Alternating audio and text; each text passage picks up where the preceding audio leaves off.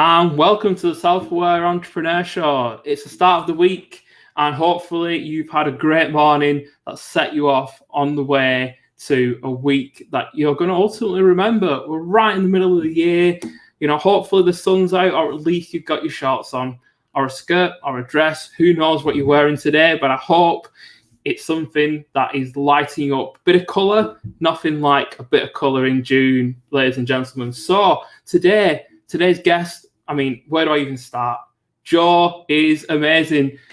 Characterful, really colourful, and ultimately willing to call out any nonsense that people are coming out with. But the most important thing is she's northern. She's got grit, resilience inbuilt, and she only lives a few junctions down the motorway from me.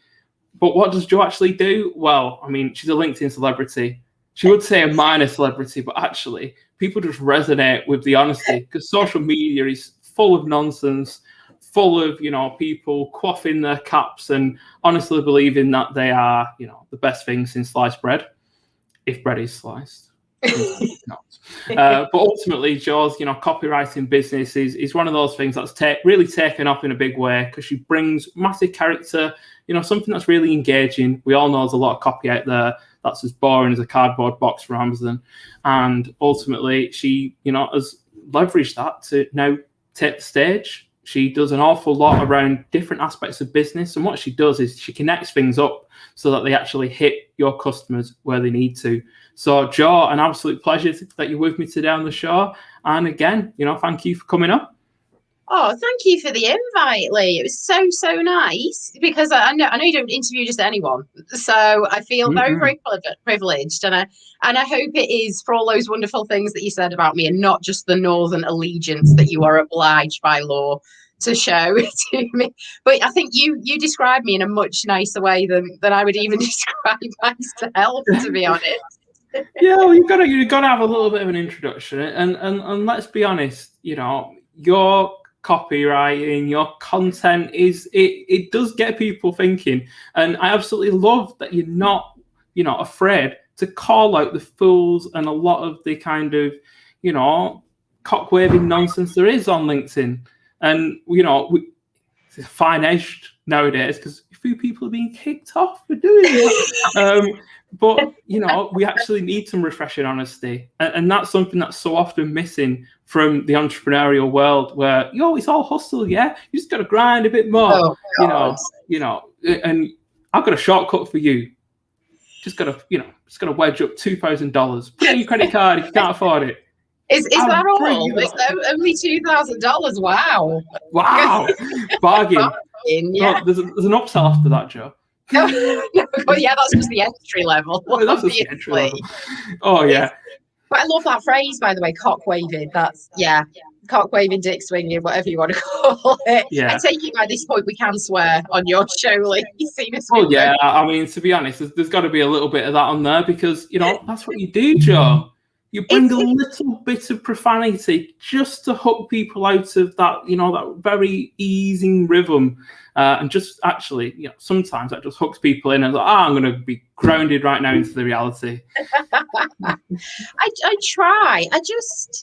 This sounds like really tacky in a way, but I just want to make people laugh and yeah, of course, I want to promote my business, and I want people to be able to see that I am a writer and that I've got some talent there, whether it's for their business or just for my own stuff.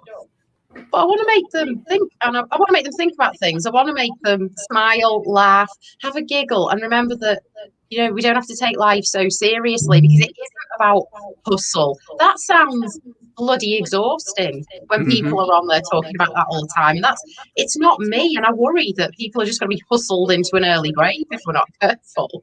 Oh, yeah. And, with everything that's going around at the minute, and starting to understand that actually burnout is becoming a significant issue when people are struggling to separate and actually take breaks and look after themselves. One of the things that really lights me up about your occasional sweary nature is that, we do actually live in a world where women, especially in the workplace, are told how they can speak. You have to speak like this. Whereas men don't seem to have the same issue. They're not told how to speak. So they can be effing and jeffing, and women are told, oh, you must, you must speak like this, and you must smile. And actually, sometimes women in the workplace are treated like children, and I find that offensive. So that's why I actually thought, Joe, you need to put her up on a pedestal so she can swear a bit more and break through those stereotypes and those, those crusty cultures where women are told that they have to speak like this. It's funny, but in some ways, I understand it in the workplace. I don't accept that it's right, but you can understand if someone's running a business, they've got a way of how they see it should be and how people should conduct themselves. And I get that. Yeah. But I'm out on my own. I'm doing my own thing on social media. So I really take an issue with it when people I don't know, who don't pay me, don't hire me, and have no link to me whatsoever, start saying your language is disgusting for a woman. And I'm like, why for a woman? Either it's disgusting or it's not. Why for a woman? And then I get people who take it a step further, who'll say, you've got a child, you're a mother. And I'm like, yeah, mothers probably swear more than anyone, even if they don't admit it, because it's bloody hard work being a parent. And if you don't swear, you must be some kind of saint. So I just hate that. I just think, if you've got an issue with my language, that's fine. I respect that. I really do. It's not for everybody. But don't make out like I shouldn't be doing it because of my gender, because it's got bugger all to do with it. It really doesn't. Yeah. And I'm in full agreement with that. And, most people in the world, they wouldn't actually say that to your face. It might pass through the minds, electrical circuit gods, but we know that social media is a place where people feel that they can voice their opinions in a protected way, and there's a level of anonymity, even though the little face is right there and the name. But yeah, I mean, that really ties nicely into finding out a bit more about, what you're doing at the minute, Jo. At the moment, I'm battling with LinkedIn over the very topic that we're talking about. So obviously, I'm a copywriter, so I make my money by writing for other people or editing for them or training their teams up so that they can go and write their own wonderful things. That's my bread and butter. But I write for myself as well because I enjoy it, I'm good at it, and I want to make a name for myself as a writer. So I'll write articles for wherever under my name as opposed to the client who pays me. Yeah. And sometimes when I'm writing my own blogs and articles, I do get a bit of a bee in my bonnet, as they say. And recently I have written one about how social media deals with trolls and these keyboard warriors. And like you said, those very people who wouldn't dare say it to you in the street or even in an office environment, but they feel safe and they feel protected. But the thing is, of course they feel safe and protected because the platforms are allowing them to do it. So I've written a piece recently. It's been picked up by Thrive Global, which I'm really, really proud of. And it was about the fact that someone told me I was going to burn in hell because I was a disgrace of a woman, because I swore. My post wasn't anything to do with anything religious. It never is. I think it's the one topic I don't touch. Yep. And, because it is a minefield. And there was one swear word in there. Someone picked me up on it. It then started escalating, and I got told I was a Jezebel. I was, I was going to burn in hell. I was a disgrace of a woman. God would judge me. Jesus would leave me to die. All of this stuff that I'm fairly sure doesn't represent the Christian faith. Fairly sure on that. And people tried reporting these people, and I was trying to report it, and it kept back saying, this does not go against our guidelines, our community and professional standards and guidelines. Yet, if someone wanted to say, I want to report Jo because she said the F word, they can, and my post will be removed, or I might be removed for it. So I've got this massive issue that it's so easy to say, oh, you swore, you chose to use a word that's in the dictionary that someone doesn't like, and you can get banned for it and reprimanded for it. But you can spout hate speech and all of these nasty, nasty things that people can do that just attack people personally. And you're just going to be protected. LinkedIn and social media in general are just not going to do anything about it. So I'm keeping fighting that good fight, Lee, or I'm trying to anyway. I want to get more of my writing out there to prove my point, and hopefully change how social media protects its users, because that's what it should be doing. It should be giving us a platform, but it should be protecting us as well. Yeah, and that really comes down to the fact that it's not as social as it makes out, because it allows, ultimately, it seems that if you produce content, the content seems to be heavily, kind of ultimately like navigated and heavily like looked at, whereas the replies, the actual comments, people seem to be able to, really pull that polarity apart and actually, go pretty deep and personal in the comments with very, very little comeback. But the actual original piece of content itself is picked apart and reported to the point where people get banned. And that really asks the question, if no one created the content to generate the comments, where would these platforms be? Do you know something? I'm gonna steal that, and I'm gonna add that into my next post, because you're so right. I'd actually not thought of it like that. Yeah, it's always the original post, the thing that drives traffic and gets people using and starts those conversations in the first place. Yeah, it's all about pinning them. But the comments, you can just go wild. You can do whatever you like. Yeah. I was on the other end of that a few weeks ago. Oh God. And you just find yourself like, whoa, okay. And I take myself as a fairly resilient individual, and I can take a hammering. But when they start in your family, that's when it takes it to the next level, and it becomes a little bit unacceptable. It's completely, because that's the thing. It's not. I don't care if people don't agree with my content. I don't want to live in a world where we all agree. In this house, I want everyone to agree with me. But in the world, I don't expect that everyone will. That's the beauty of it. We've got that diversity. We've got different, levels of input. We've got different things we want to say and different opinions. And I think we can all learn from that, if not accept it and take it on as our own. But yeah, when people start making personal digs, like, for me, it's as a woman and as a mother, that everyone always comes down to that. They, make out like my child should be just taken away from me at any point because I'm a disgusting human being. And I think, well, what's that got to do with the actual article I wrote, which was about nothing to do with this? I can't even remember what these posts are about now, but it's certainly not about that to start off with. Right. And people are quick to judge, but what I want to dig into, Jo, is the fact that you were not always this cultivated content writing, copywriting queen.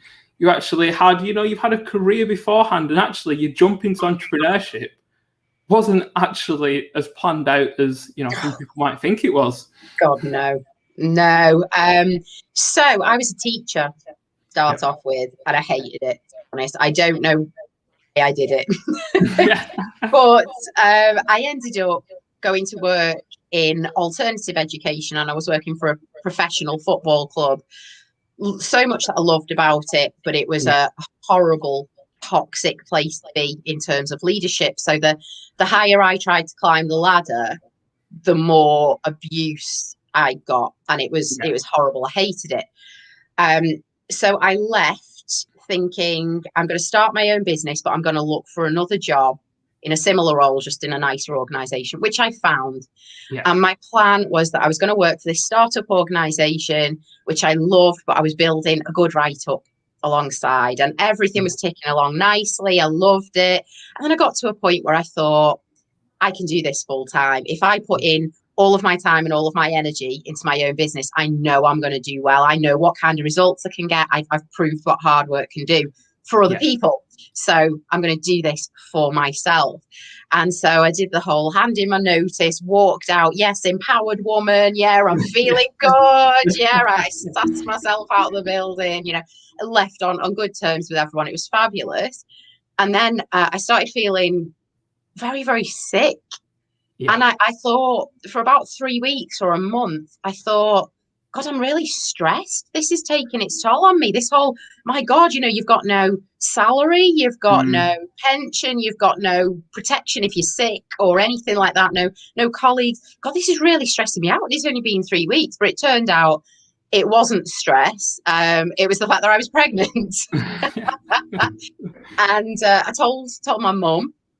And rather than a congratulations, darling, I'm so happy for you, her response was, well, you do realise you don't get any maternity pay if you're out on your own. And I was like, yeah, thank you, Mother. I'd already thought of that. But, nice to know you think so fondly already of this grandchild of yours that I'm carrying. And she's a wonderful, wonderful grandma, or nanny, as we call her. So she's fabulous. But by God, since that day, everything's been, why have you left a stable career? Why don't you go back and get a proper job?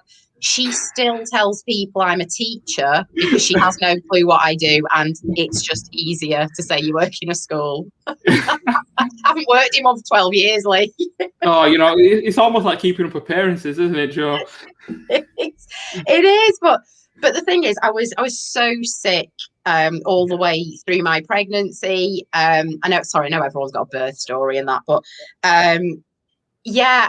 I was one of those unfortunate souls who didn't have morning sickness. I had 24-hour sickness, and rather than it being the first trimester, I had it every goddamn day for near enough a whole 9 months, which made building a business very, very difficult. And then as soon as Lily arrived, admittedly, I didn't feel sick anymore, but I also had this baby.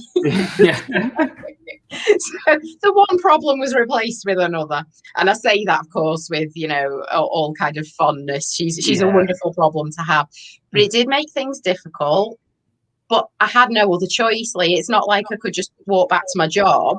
Yeah. Or I could say, okay, well, we're not going to have this baby because we wanted a family. So I just thought, well, I'm going to have to do this, aren't I? However hard it's going to be, and however many offices I have to throw up in at clients' houses, which I did. I have to do this. I tried for so long not to tell anyone I was pregnant because I was worried that they'd think, woman, pregnant, starting her own business, she's going to be unreliable, she's going to lose focus, she's not going to be around. I was starting to think people would treat me like that, so I didn't tell them. But then I was throwing up that often. People started to worry that I was turning up hungover, so I couldn't have that black mark. So I had it's a hard stigma, isn't it? It is. But they were great. All of my clients were great. I've still got many of them today, so 4 years on. And they're still with me, and I hope that they're quite proud of me that I kept both the baby and a business alive. So yay me! Right, and that is in itself an achievement. It is. I do sit there every day and think, Jesus Christ, I don't know how I've done this, but they're here. The business is thriving. It's making money. The baby is more than happy. And so I do feel proud of myself. I'm never going to be one of those 6-figure business owners that we're supposed to all be on LinkedIn, but I would take a shot at saying I think I'm a lot happier than a lot of those people who claim they've got it all. Oh yeah, and you know what? There's absolutely nothing wrong with setting up a lifestyle business that fits around you being able to do what you want to do. Exactly. And I don't know why that's suddenly fallen out of fashion, especially given as so many people decided to take the jump into self-employment / entrepreneurialism / business ownership. And however you want to kind of, figure that, over the past year, there's been a massive increase in startups. Yeah. And for a lot of those startups, they are not going to be massive SMEs. They're just not. They're going to be people who think, got this skill set, how can I add value to all these different clients?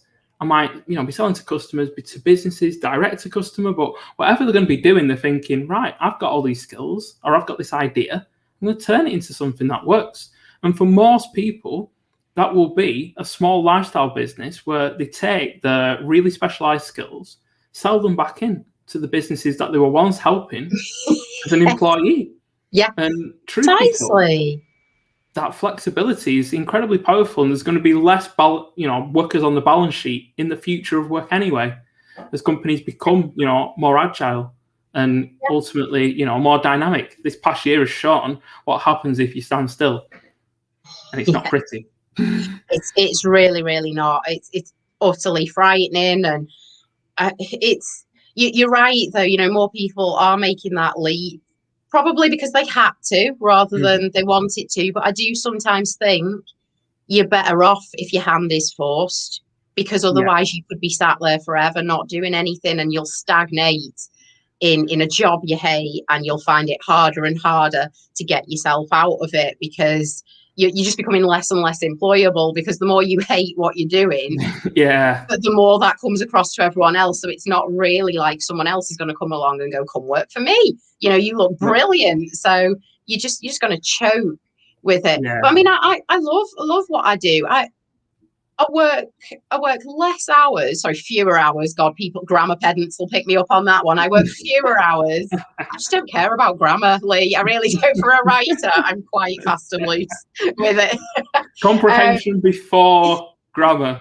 Oh God, this is the thing. I just think, don't let something like that, so prescriptive, get in the way of great creativity. Because for me, it'll always be creativity first. Oh, my cat is coming to join us. Here's Barry. There he is. There he is. So I work far fewer hours, but earn so much more money.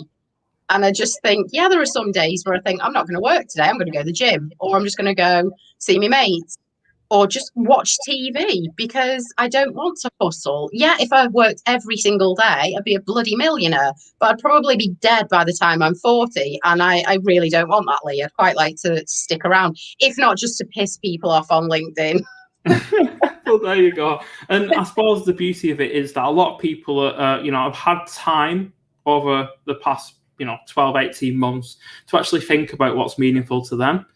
That's made them more likely to step out and do things.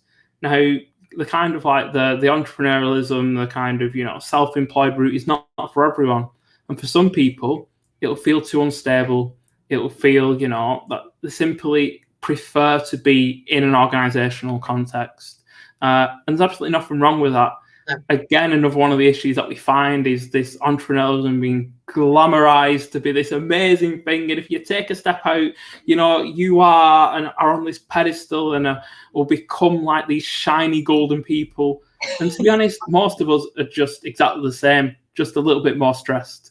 and that's the honest truth. And anyone who takes that step and finds it's not for them and goes back into the world should actually be, in a way, celebrated for taking that step and being open enough to admit that it wasn't for them and they've moved back in. And there's absolutely no shame in that. But obviously, things for you, Joe, you've been, 4 years. You really had to, fight some of those barriers and challenges at the start, but you've made it work.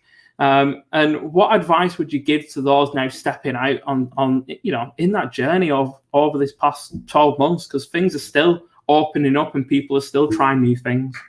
Yeah, of course they are. And I just to echo your sentiments with that, massive praise for anyone who does it through choice or through having to do it, and massive praise for people who go, it's not for me, as you said, and they go to a career, and that's great. But if people are considering trying it, or they have to, or they're at a bit of a loss and they think, what do I do? My first bit of advice would be use social media to your advantage to show your personality and focus on selling yourself as well as your product or your service. Because ultimately, I know some people will just buy things based on price. Of course they will. That'll always be the only thing they look at. But really good clients, really good stakeholders will look at who they want to buy from, who they want to buy into, who they want to work with. So use social media to your advantage to showcase who you are, how you come across, what you'd be like to work with. But then the second piece of advice would be ignore the hell out of social media, because there are people on there who will convince you you're doing it wrong, and you're not hustling hard enough, you're not playing big enough. I'm sick of this. I see so many people on there going, if you want to play small. And I'm like, well, I play small and no one really thinks I'm a dickhead on social media. You play big and you hit high and everyone thinks you're a bit of a wanker. So I know which camp I'd rather be in. And the thing is, small and big is subjective. Of course it is. Like, and there's a real reality there that ultimately social media won't be there without the people who create, but it also wouldn't be there without the people who consume. And if you're going to take that step forward, you're probably going to have to become a creator. Yes. Because you can't run a business just consuming. You can't read a book and suddenly know how to do it. You can't, follow all these, shiny entrepreneurs who are selling you shortcuts and it just happened. Even if they do sell you a shortcut, probably not going to happen. They've already done it 10 years ago. But the honest reality is that, you're going to have to create something if you're going to create a business. So starting to think, maybe approach these, platforms like a bit of a beginner and just start creating, because we all learn through trial and error. And sometimes in those early days on social media, it doesn't look like anyone's reading your posts. But the secret thing is the people who are going to message you in 6 months saying, can I buy your services, will be watching. And, those vanity metrics don't actually matter when you're actually building a business. And, there's people on that journey who really value that. That's absolutely fine. That's part of their overall, want to be validated. But for people in business, so often it's not about the likes, not about the comments. Ultimately, it's about you gradually building something consistently, but really being mindful, because you don't need to be everywhere, because then you'll be nowhere. Because you're a human being, and that's another part of that hustle cycle where you've got to be on every platform. Actually, no. God. Just choose somewhere where your customers are likely to be and where you actually enjoy interacting with that style. So if you really, if you enjoy visual, it's easy to do Instagram. But if you enjoy writing, that's why LinkedIn can be so attractive, because you've got, good space to write something. And I want to thank you for coming on, Joe, because we're coming towards the end of the show. But what I want to know, nice and quickly, is what's coming up next and where can people find out more about you? Okay, so if people want to go over to my website, if they're not easily offended, it's agoodwriteup.com. I say that in jest. Seriously, there's nothing on there that could offend you. And if there is, wow, how have you lasted so long in life, really? My LinkedIn profile, Joe Watson, and then there's fancy letters after my name, which I never know what they are. So I don't know if we can put a link in the comments or something. Like, I'm a chartered manager, you see, so I've got these fancy letters after my name back from my corporate days, and it's still something I retain, and it means a lot to me, but I can never remember what they are and what order they go in, so I may drop that in the comments. But do follow me on LinkedIn. That is a place where if you are a little faint of heart, it might be a struggle, but I don't go there to piss people off. I go there to start conversations, have a bit of fun, and not everyone's going to find it fun, but then you're not the right person for me, so just block me and move on. But in terms of what's coming up next, I'm writing a book, Lee. I'm not going to say too much about it, because my crippling fear is that I'm procrastinating so much, someone else is going to take my idea and write it in like the next week and publish it. So just know that I'm writing a book. That's all you need to know. Exciting times. And if you follow Jo on socials, you will see gradually what that plan is as she moves away through that publishing process. But it's definitely going to be one for my bookshelf once it's done. Thank you, Lee. Thank you for this. This has been fab. I hope I haven't offended any of your loyal viewers. Oh, no. To be honest, if they were offended, then again, not everyone is for everyone. But you've got to be offended and triggered sometimes to actually take a moment to wonder why and explore inside yourself for a moment to see, are you being triggered for the right reasons? Or are you actually being triggered from something from your past, which you might actually need to address? And sometimes we ask that honest question, because I actually go and get myself triggered to try and work out why. And it's That's a wonderful hobby to have, Lee. Oh, it's a little bit of a sport, Joe, But to be honest, I've got to be self-aware enough to know what triggers me, so I'm a bit more aware of the world around me. You're definitely in the right career, aren't you? Yeah, some people call that torture. I call it a little bit of fun on the side. But no, Joe, I thank you again for joining us. And it's been, an engaging conversation. We could literally have talked for hours about this. And we will go on to record a longer form podcast where you will get more of the story, more of the putting the world to rights, and more of, Joe going off on one. But yeah, thank you for listening in today. We'll be back again on Wednesday with a guest from a slightly different area. He's a student. He's not from the UK. So we're going international again, everyone.